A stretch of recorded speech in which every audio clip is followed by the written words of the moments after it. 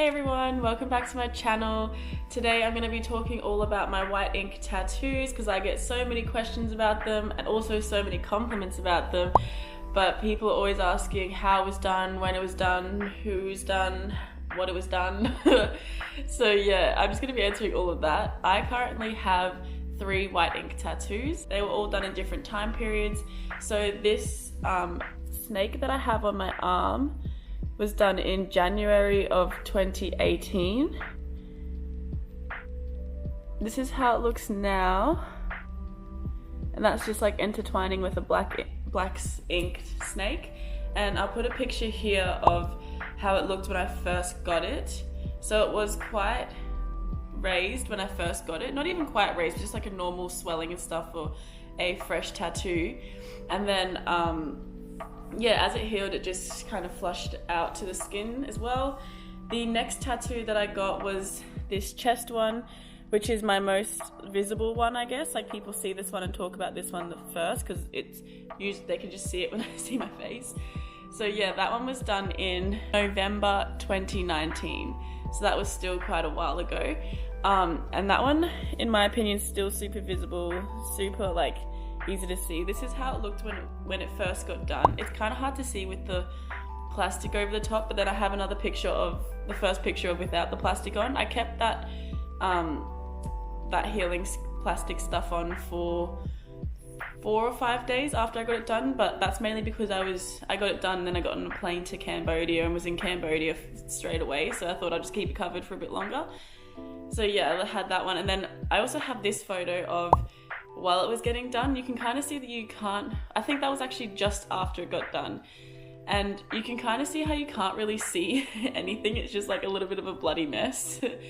But it's kind of like scary when you first go in to get it done because you don't exactly know how it's gonna look. Like, you do, but you don't, because it's still such a touchy, I don't know, just hard to tell. But then yeah, once she cleaned it up and put the sticker over, you could definitely see how it looked.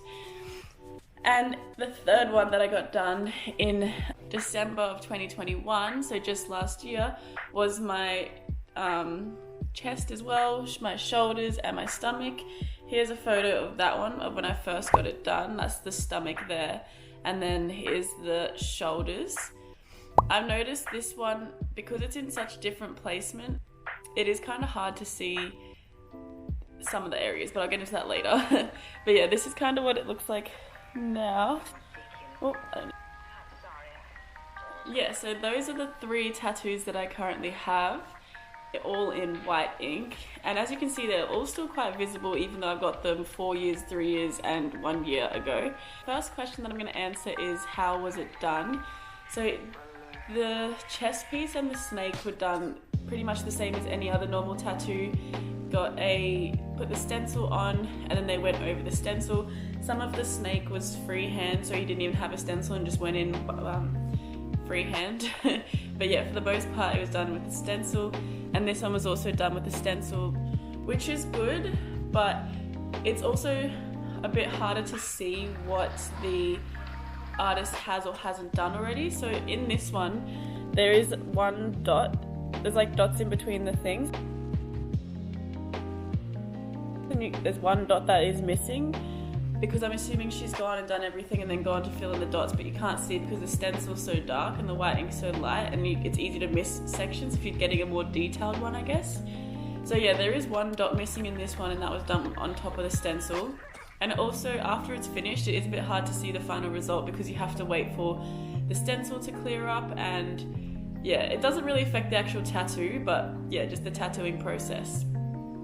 The one on my stomach and chest and shoulders, the tattoo artist actually did the stencil and then got the outline of the stencil, and then put the outline of the stencil onto me, and then tattooed inside the stencil, if that makes sense.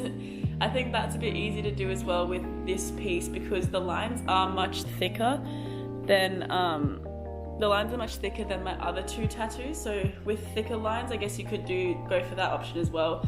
Have the outline of the stencil printed so they can just draw inside the lines, which is also a lot easier for them to see if they need to go over sections or if they've missed any sections, because it's inside the stencil rather than on top of the stencil, because the white ink is so hard to see on top of the stencil.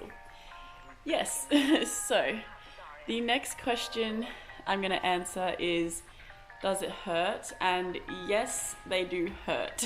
I've seen people asking if it hurts more or less than actual black or other colored tattoo, and I don't think it hurts more than a normal black tattoo. I don't think it hurts less. I just think it hurts like a tattoo. As far as I know, they don't use a different needle. I've seen some people say that they do, but I've never heard of them using a different needle. It's just a different colored ink. How do they heal? So my tattoos all heal also the same as the other colored tattoos. So they're a bit raised and bruised and stuff when you first get them. Then they go into the itchy, scabby stage as well. And obviously don't touch it. And then after that, it all just heals. I'm gonna say like 1 week or 2 weeks. By the 2-week mark, it's usually healed. But after 4 weeks, it's completely healed, you know. So for my chest and my stomach, I had that second skin. I forgot what it was called.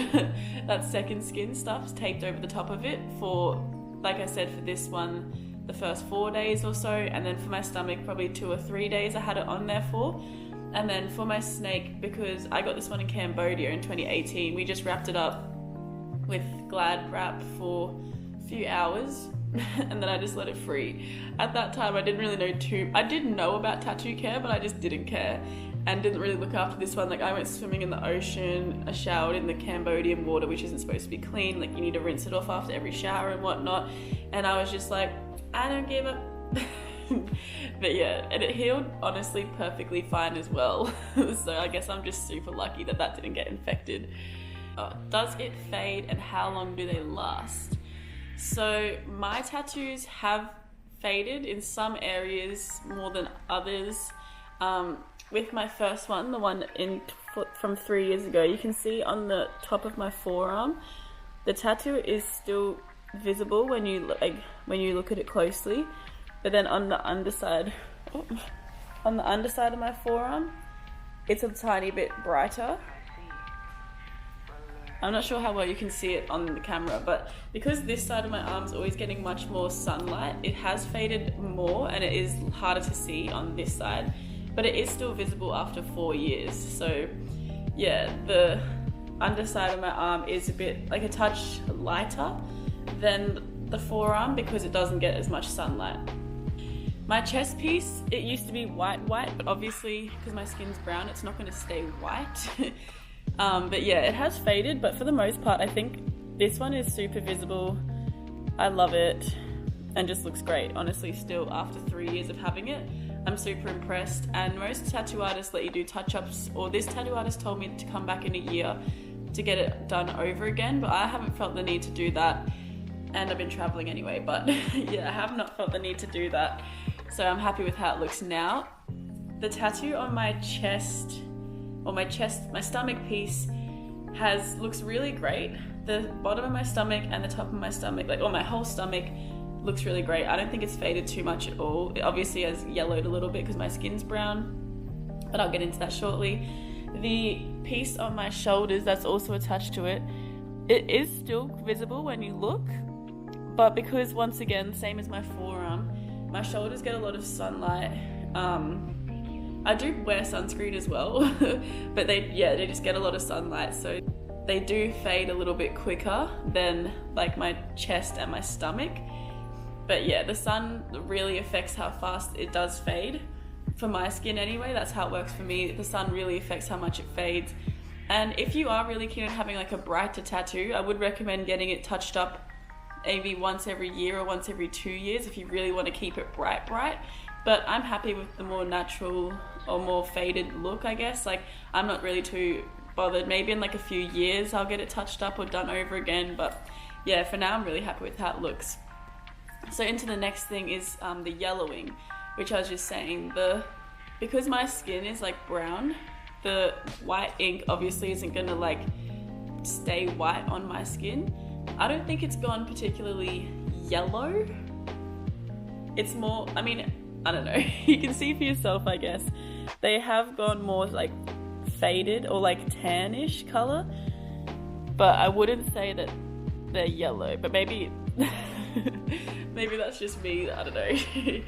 They definitely don't stay white. As you can see from like the before pictures, they were actually white, and they probably stayed like that for 2 weeks. But like as soon as the healing was done, it kind of just, it's still brighter and it does fade, but mine didn't stay like white for very long. Why do tattoo artists not like tattooing white ink? So this is because obviously it reacts differently to different people's skin and pigment and everything like that. And because the fading rate and how much they're in the sun, there's all these different variables to how the white ink is actually going to turn out. So if there's someone that doesn't know these variables or doesn't know all this stuff about the white ink tattoos, they come in, they pay $500 for a big white ink piece, right? And then 4 months later they come back and say, what the beep, my tattoo's gone, it looks like this, or it's turned yellow, or this or this or this. And it's honestly not the tattoo artist's fault, it's just how the tattoo will react on your skin. Or tattoo artists are a bit more standoffish, or not even standoffish, but just prefer not to do white ink tattoos because of how they can react differently, and they can't guarantee a way that they will react on anyone's skin.